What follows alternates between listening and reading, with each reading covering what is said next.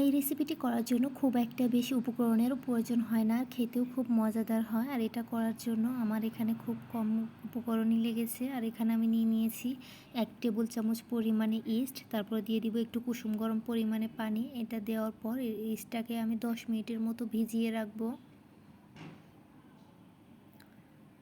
তারপর এখানে আমি একটা বাটিতে নিয়েছি 1 কাপ পরিমাণে ময়দা, তারপর দিয়ে দিব স্বাদ মতো লবণ, আর দিয়ে দিব 2 চামচ পরিমাণে চিনি। আর যারা মিষ্টি খেতে একটু পছন্দ করেন চাইলে চিনির পরিমাপটা বাড়িয়ে নিতে পারেন। তারপর দিয়ে দিব রান্নার রেগুলার তেল, সয়াবিন তেল ইউজ করেছি এখানে আমি। তারপর দিয়ে দিব আগে থেকে গুলিয়ে রাখা ইস্ট। তো সবগুলো উপকরণ আমি হাতের সাহায্যে খুবই ভালোভাবে মাখিয়ে নেব। তারপর এখানে আমি দিয়ে দিব রুম টেম্পারেচারে থাকা একটু পানি দিয়ে ডোটা আমি করে নিব। এখন ডোটাকে হাতের সাহায্যে খুবই ভালোভাবে আর অনেক সময় নিয়ে আমি ডোটাকে মথে নিব। আর ডোটা যত ভালোভাবে মথে নেওয়া হবে ডোটাও ততটাই পারফেক্ট হবে। এর জন্য এটাকে খুবই ভালোভাবে মথে নিতে হবে। আর এটাকে আমি 2 হাতের সাহায্যে এভাবে মথে নিব। এভাবে মথে নিলে ডোটা খুবই ভালো হয়। আর ডোটাকে এখন আমি এমন একটা পাত্রে রাখবো যেখানে বাতাস যাবে না। তো পাত্রের মধ্যে দিয়ে এটাকে আমি ঢাকনা দিয়ে ঢেকে রাখবো। এখানে আমি চিকেনটা বোনলেস নিয়েছি। তারপর এখানে দিয়ে দিব আদা রসুন বাটা, মরিচের গুঁড়ো, হলুদের গুঁড়ো, ধনিয়া গুঁড়ো, জিরার গুঁড়ো, তারপর দিয়ে দেবো একটু সয়া সস আর একটু টমেটো সস, তারপর দিয়ে দিয়েছি একটু ব্ল্যাক পেপার, তারপর দিয়ে দেবো একটু অরিগানো। সবগুলো উপকরণ আমি এখন ভালোভাবে মাখিয়ে নিব চিকেনটা।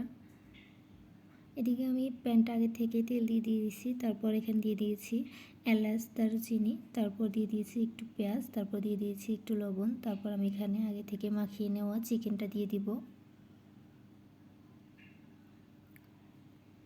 চিকেনটা দিয়ে দেওয়ার পর এটাকে আমি আস্তে আস্তে চুলার আঁচটা কমিয়ে ভালোভাবে এটাকে আমি ফ্রাই করে নিব।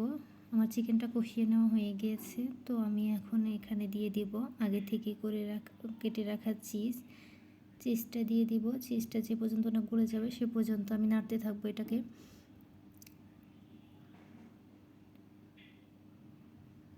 এটাকে খুবই ভালোভাবে কষিয়ে নিতে হবে যেন চিকেনে কাঁচা ভাব না থাকে।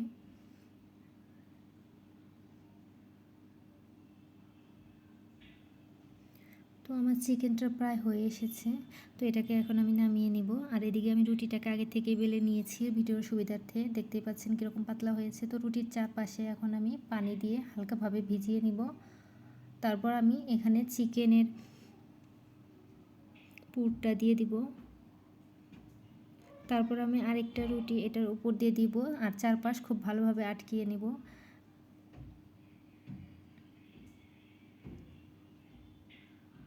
হাতের সাহায্যে টিপে এটাকে ভালোভাবে আটকে নেওয়ার পর তারপর আমি এটাকে চুলায় দিয়ে চুলার আঁচটা মিডিয়াম আঁচে রেখে এগুলোকে আমি আস্তে আস্তে ভেজে নিব। তো দেখতেই পাচ্ছেন আমার রুটিটা কত সুন্দর ভাজা হয়ে গিয়েছে। ধন্যবাদ সবাইকে আমার ভিডিওটি দেখার জন্য। আর আমার ভিডিওটি যদি ভালো লেগে থাকে অবশ্যই লাইক, কমেন্ট, শেয়ার করবেন। ধন্যবাদ সবাইকে। আসসালামু আলাইকুম।